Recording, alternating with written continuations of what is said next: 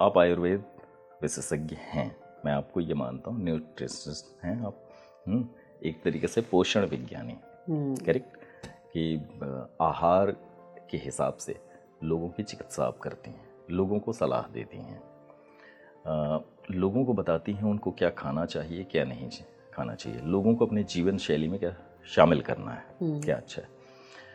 मुझे सबसे पहला सवाल जो मेरी क्यूरियोसिटी है, खुद आपको लगता है कि आहार व्यक्ति को स्वस्थ रखने में वाकई भूमिका निभाते हैं बड़ी?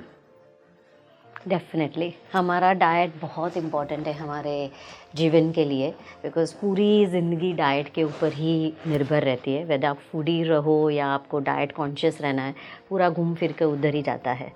तो डाइट मतलब जो हम आयुर्वेदा के हिसाब से अगर बोलेंगे डाइट क्या है, तो डाइट बेसिकली एक थंब रूल है आयुर्वेदा में कि हमेशा डाइट वही खाओ जो आपकी बॉडी को सूट करे। इसलिए उधर आयुर्वेदा में 3 प्रकृति से, दैट इज़ वाता, पित्त और कफा, जिसकी वजह से जिसके ऊपर ही आपकी पूरी डाइट निर्भर करती है आपकी प्रकृति के हिसाब से। तो जैसे कोई चीज़ आपको सूट करेगी, कोई चीज़ मुझे नहीं सूट करेगी। कोई चीज़ लाइक समझो ऐश गॉड जूस है जो बहुत ट्रेंडिंग होती है, तो वो मैं वाता प्रकृति हूँ जिसकी मेरी low blood pressure, I am born always with a low blood pressure. तो अगर मैं वो चीज़ ले लेती हूँ तो मेरा प्रेशर एकदम डाउन हो जाएगा, मेरे को नौशिया हो जाएगा, मैं एकदम लो हेडेड हो जाता है, तो मुझे चक्कर आ जाता है, मेरा पूरा दिन खराब जाता है। जो दूसरे के लिए सुपर फूड है वो मेरे लिए एक पॉइजन भी हो सकता है। तो डाइट आपकी प्रकृति के हिसाब से लेंगे तो ज़्यादा अच्छा रहेगा। दूसरा, डाइट के नाम से लोग कैलोरीज बहुत काउंट कर लेते हैं। तो ये कैलोरीज, हालांकि मैंने भी कैलोरीज के बारे में पढ़ा है, रट्टा भी मारा है कि भाई ये कैलोरीज इतना है, पर मैंने 20 साल पहले कैलोरीज पढ़ा था, और वो भी 20 साल पहले पुरानी वाली कैलोरीज। आप बिलीव नहीं करोगे, कैलोरीज 1950 के बाद अपडेट ही नहीं हुए।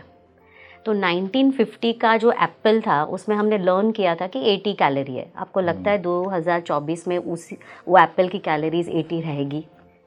बिल्कुल नहीं रहेगी। अभी तो कितना कुछ ट्रेंड बदल चुका है, और लोग फिर भी कैलोरीज काउंट करते हैं। अगर समझो आपने कर भी लिया, आपने सोचा कि मैं 1300 कैलोरी का डाइट करूँगा, 80 ग्राम का प्रोटीन खाऊँगा, पर क्या आपका गट ठीक रहता है उतनी कैलोरीज एब्जॉर्ब करने के लिए?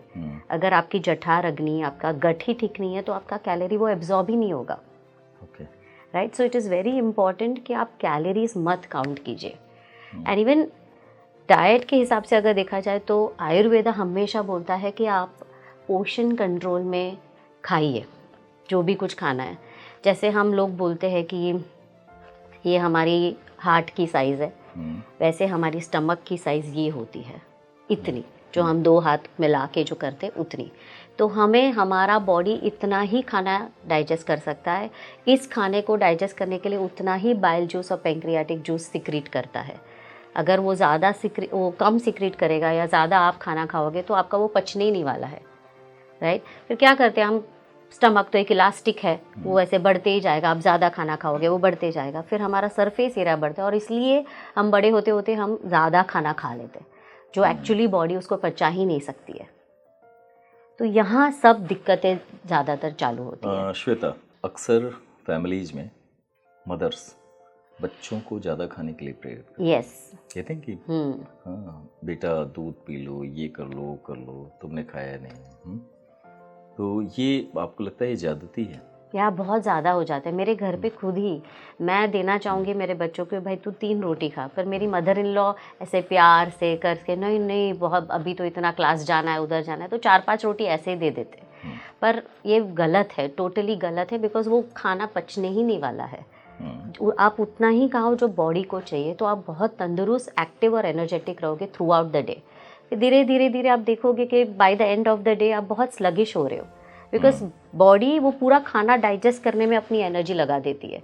जो आपको एनर्जी चाहिए वो तो मिलती ही नहीं है।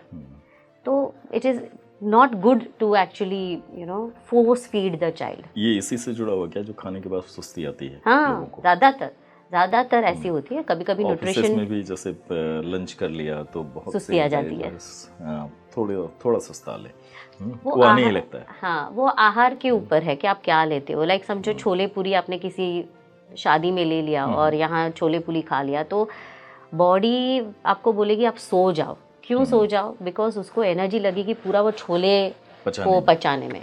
या अगर आप खिचड़ी खा लेते हो तो बॉडी को कुछ सोने की ज़रूरत ही नहीं है, क्योंकि वो एकदम ईजी टू डाइजेस्ट आहार है। तो वो भी डिपेंड करता है कि कौन सा टाइप का आहार है। सारा कन्वर्सेशन हम डाइट पे फोकस कर रहे हैं और डाइट में गोल्डन मिल्क का एक सवाल आता है कि हल्दी दूध, करेक्ट, इसके प्रयोग को आप कितना सजेस्ट करती हैं? इनके उपयोग कितने हैं और एग्जैक्टली ये किस तरह से ट्रीटमेंट में इस्तेमाल किया जाता है? राइट। तो हल्दी दूध जो है वो बहुत सेंचुरी पहले से डेवलप किया हुआ एक रेसिपी है और इसको बहुत आयुर्वेदा ने एक थेरेप्यूटिक प्रॉपर्टी दिया गया है। तो बट मैंने देखा है कि हल्दी दूध की जो रियल ट्रेडिशनल रेसिपी है वो कई घरों से निकल चुकी है। ट्रेडिशनल रेसिपी लोग सिर्फ दूध और हल्दी मिक्स करके पी लेते हैं, बट वो सिर्फ उतना नहीं है, उसके अलावा भी उसमें बहुत कुछ हम डालते हैं। तो पहले हम टर्मरिक से स्टार्ट करते हैं। तो जो हल्दी है वो मेन इंग्रेडिएंट है हमारे दूध का, और आयुर्वेदा में टर्मरिक को रसायन बोलते हैं। That means it's a rejuvenating herb.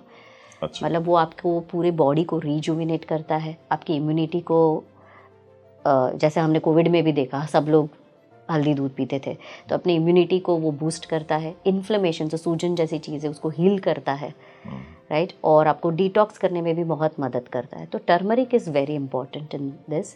Then warm milk जो बेस है हमारे दूध का, वो बहुत नरिशिंग और ग्राउंडिंग होता है आयुर्वेदा में, और वो आपको बहुत सूद करता है, रेस्टफुल स्लीप देता है, आपके नर्वस सिस्टम को भी सूद करता है।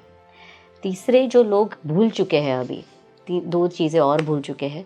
जैसे एक है जो ब्लैक पेपर पाउडर, काली मिरी का पाउडर, काली मिर्च, काली मिर्च, फिर उसमें हम थोड़ा सा सिनेमन पाउडर, दालचीनी का पाउडर, और मैं सूंठ भी बोलती हूँ, ड्राई जिंजर पाउडर। ये तीन चीज़ पड़नी चाहिए थोड़ी थोड़ी मात्रा में, ज़्यादा नहीं। दालचीनी, सूंठ और काली मिर्च। वैसे डालनी चाहिए। क्यों डालनी चाहिए? Just not for the flavour. Black pepper powder एक कैटलिस्ट का काम करता है, जो हल्दी में जो करक्यूमिन करके जो तत्व है उसको एब्जॉर्ब करने में। बिना ब्लैक पेपर पाउडर वो करक्यूमिन एब्जॉर्ब होगा ही नहीं, तो कोई फ़ायदा ही नहीं है दूध पीने का।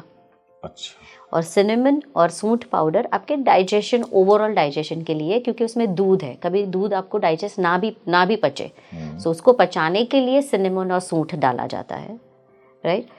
और घी, जो बहुत लोग भूल चुके हैं कि हमारा घी तो होना ही चाहिए, अगर वो नहीं है तो रेसिपी इनकम्प्लीट है। क्यों? क्योंकि घी एक्ट्स लाइक अ कैरियर। वो एक फैट सॉल्युबल विटामिन जो A, D, E और K होता है, उसको एब्जॉर्ब करने में हेल्प करता है, और जो भी तत्व न्यूट्रिशन हमारे टर्मरिक और काली मिर्च में होता है उसको भी एब्जॉर्ब करने में, और उसको पूरी बॉडी में एज अ कैरियर लेके जाने में ghee works wonders. So this is the whole recipe of the ghee: turmeric, milk, black pepper, cinnamon, दालचीनी और सूंठ एंड घी। इतनी चीज़ें पड़ती है हमारे दूध में, तब भी वो गोल्डन दूध बोला जाता है। एंड यहाँ गोल्डन से मतलब हल्दी डालने से जो सुनहरा कलर है उससे, या इतनी चीज़ें आपने डाला उसको बहुत ज़्यादा आपने पावरफुल बना दिया कि वो शरीर के तमाम विकारों को दूर कर रहा है, इसलिए क्योंकि गोल्ड जैसे बोलते हैं वो वैल्यूएबल रहता है, वैल्यूएबल, तो golden milk is a valuable, उसकी कीमत बढ़ जाती है।